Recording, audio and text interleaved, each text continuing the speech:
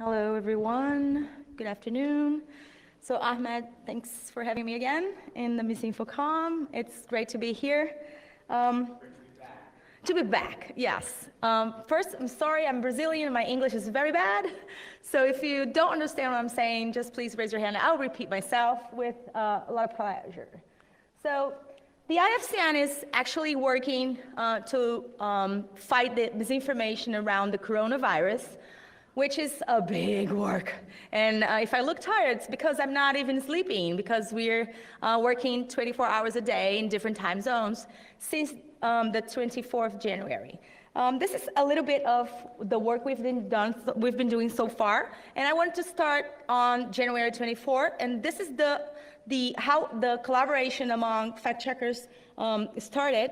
We saw that something was going on in China when a friend of us from Taiwan sent me an information about some people, we didn't know a lot about them, that were being arrested in Wuhan and as misinformers, and we weren't sure what would happen to them, right? We don't know the laws in China, we don't know what was going on in China, and we started digging to find information about those 8 people. And then we suddenly realized that maybe they weren't misinformers, that maybe they were already talking about what then later became known as coronavirus, and they were not lying, they were actually telling the truth. And well, so I sent this short email to our listserv. The IFCN has a wonderful listserv in a Slack channel, asking people if they were willing, our members are all over the world, and asking if they wanted to collaborate, fact-checking content about this weird virus that by that time had killed 17 people and looked very, very dangerous by that time. 17 was already a lot. And so in a few minutes, we got many responses from everywhere you can imagine, and I suddenly realized that we had to start working the way we are very used to do in the IFCN. So just to give a few examples, we started to apply for the first time in the health universe, something that we very used to do in the politics universe, right? In 2019 also, like 2-3 months before the coronavirus started, we had the UN General Assembly, and we coordinated a coalition to fact check what was being said at the New York headquarters, and we debunked, 43 claims and from different prime ministers, presidents, and we realized that only 13 of them were true. So we're very used to do that. When Juan Guaido in Venezuela tried to take the presidency from Nicolas Maduro, and I don't know if taken is the right verb in English for that, but anyway, we also did the collaboration among LATAM fact checkers, and we got the hashtag VanFacts going in Latin America. It was a very interesting event, and this has been for a while. Since 2014 at least, this is when I started being part of the IFCN's community. We've been doing that, and I just brought that information of the G20 fact-checked hackathon that was actually covered by the Washington Post fact checker and by the Washington Post itself, since we debunked so many claims by the former President Obama, former President Dilma, Erdogan is still the president, right? But anyway, this is something that we're very used to apply when it comes to summits with politicians, and we thought that it was time to try to coordinate a collaboration to fight misinformation regarding falsehoods in health. So we built something that we found it could be easy to do. A very easy way to start was to do what we do always. We created a Google Doc with 2 Google Docs, one for everything that we knew was true, another one something that we knew was false, and a Google Sheet that we could share with every link that we found that was false, that we need to tell others, that to be very alert about it, and we kept a dedicated Slack channel.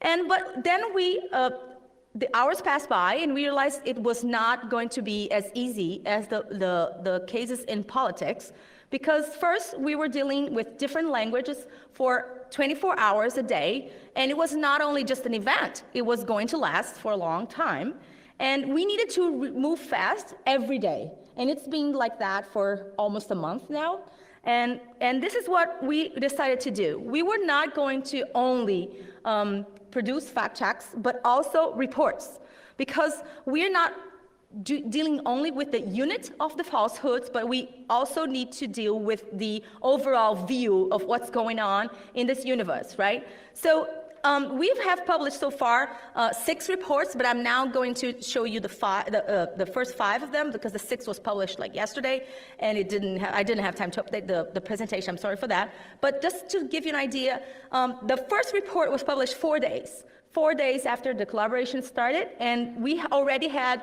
20 fact checks published in that one. And by that time, the death toll was already in 131, so from 17 to 131. And we had 20 fact checks. And what was very interesting in that report is that we were already seeing 3 waves of misinformation, types of misinformation. And then I could easily tell you these 3 different types of misinformation, and I hope you didn't get them, but I bet you did.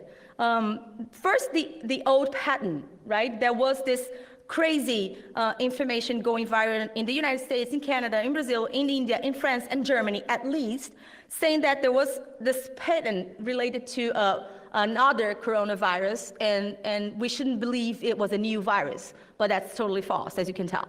Then the false origins. Well, the bats are very badly seen right now, but also the bananas. Bananas were accused too. I don't know if that came to the United States, but in Indonesia and in some parts of Asia, the bananas were very widely accused of being the cause of coronavirus. And then the conspiracy theories. Oh, Bill Gates is behind it all. Right? And also the Chinese biological weapons. And then the United States trying to kill half of Chinese because there is this tax war. And all the conspiracy theories. So all of that was very easy to see in the first report. And then here I can easily show you, these are very weird print screens from Brazil, United States, and Canada with the same crazy idea, just to prove you that this is related to the patent. It's all over. I think it's all the same day, the 21st. I'm sorry, I don't think you can read that, but it's all on the same day. They popped up at the same time in different parts of the world. And then the second report, it was 6 days after the collaboration started, and we already had 86 fact checks published. And then the trend here was kind of different. Fact checkers were having trouble to fact check photos and videos. And why is that? Because in China, as you might know, Facebook is not there, Google's not there, Twitter's not there. They use different platforms, social media platforms. Weibo, I'm not pronouncing that properly, probably. They have Line, Kakao Talk in South Korea. They have some different platforms that they use, and a majority of fact checkers are not used to either have accounts on those platforms or don't know how to deep search on those platforms. So it was kind of tough to find content and do reverse image search, for example. And then we were having trouble with that. But then we started seeing falling people. I don't know if you've seen those videos, those edited videos of people just falling to death wearing masks in China, but actually they were just or drunk or having heart attacks. And then the nurses advising of craziness that were going on in their hospitals in Wuhan or in Hubei, not true. And also the craziness around the numbers of infected people and death and the death tolls. We're seeing posts saying that the coronavirus has already killed 25,000 people, which is far from the real number. The real number today is around 1,500, if I'm not mistaken. So the same thing again. Some print screens, some screenshots from Spain, United States, and Colombia. The same crazy numbers, the 10,000 dead people. It pops up in different types of, in different countries and different languages at the same time, just to show you how crazy misinformation is and how fast the falsehoods travel from one country to the other, and how easy it is to copy and paste misinformation and translate it. And then the third report is, what is that? 11 days after the collaboration started, 180 fact checks. And then we're talking about 90 fact checkers from 39 countries working together in 15 languages. This is when the collaboration reaches its size, the actual size it has now. And then we realized that what's going on with humanity, right? Panic and fear, it should be limiting human reasoning. What's wrong with us? Why are we believing all this craziness? Why is everyone believing the Simpsons have predicted everything? Why do we share this? Why is this something in Spain, Bosnia, and Turkey? Why do people keep sharing these falsehoods as if they were true? And then we go to the fourth, and then we reach we're over 300 fact checks, and it's 14 days. And it's amazing to see like the work fact checkers are doing, and because what we do is we coordinate every fact check that is published and shared in those documents. Those shared documents can be republished, translated, and republished by all partners in the collaboration project. So it just seems like it's never ending, the number of falsehoods. And now what we see is that, of course, Google, Twitter, and Facebook can do a lot more than what they're doing to highlight the fact checks that are already published. There is at least the back end of the fact checks are ready to be well exposed in Google search and in Facebook and in Twitter.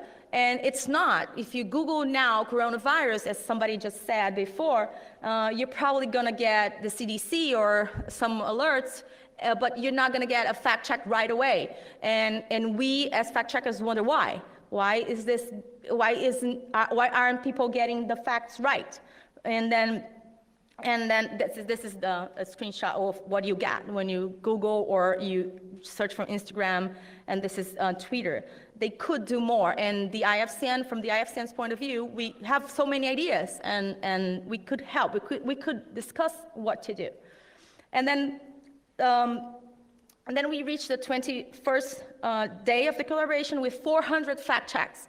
And this is what we see: the craziness around false cures and fake preventative measures, which is like the very dangerous part of the collaboration. We're just seeing people believing, and then the death toll just is over 1,000 people. And this is when we as fact checkers, we really think we need to do a lot more. And we decided to create a special list search, at least on Twitter, to highlight the false cures and fake preventative measures. They need to be very clear to people, because what you're seeing is these things like vitamin C, different teas, or drinking hot water will help you prevent from being infected from coronavirus. And then you're having false cures, very dangerous, because if you are sick, if you are infected with coronavirus, you're not going to cure yourself by drinking bleach, and that is something that was very widely shared here in the United States. And you shouldn't eat garlic soup or use somehow cow's urine. That's kind of crazy. And you're also seeing people sharing content about vaccines that are being created and tested and supposedly being good for coronavirus in Romania and Kenya and some other countries. This is all fake, and this is being widely shared, so no. And what are the barriers that we still face, and what are the lessons that we have learned so far, right? So some of the lessons. First, falsehoods do not have a barrier. They're not being stopped by languages. They're not being stopped by any kind of frontiers, anything like that.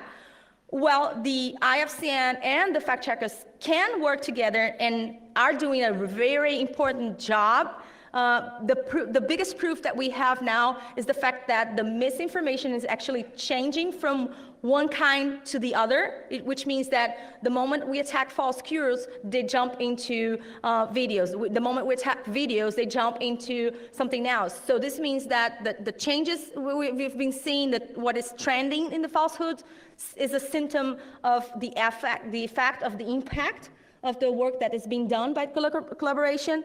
We now have the biggest, if somebody's fact-checking me, I would love to see if that's true, but it seems like it's the biggest fact-checking newsroom active in the world. We don't sleep. We have 24-hour work.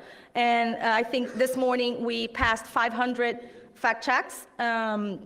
In the collaboration, since we're dealing with something related to China, the fact checkers are more comfortable with rating content as unproven, which is something that mostly fact checkers are not happy with, the unproven tag. And satire is something that we should be very careful. And the barriers, of course, we need to talk about China and China not offering good, reliable data. We need to learn more about platforms that we're not used to, like the ones that I listed, Weibo, Line, KakaoTalk, TikTok itself. And of course, again, Facebook, Twitter, Instagram, Google, all of them need to do more to highlight the fact checks that are published, and the encrypted apps, and then I'm saying WhatsApp, Instagram, and the others that you might use could help too, because in some countries they are big. And while the confirmation bias, something that we talked previously here in this stage, is very, very dangerous. So what is ahead? Very shortly, Mohammed, we are publishing fact checks. We're planning to start studying the impact and the reach of our work. We are searching for people who are interested in doing that thing with us. So please, if you are one of those, please contact me later. And here is the URL for those who want to follow and have the latest updates on the coronavirus fact checking. That's it. Thank you.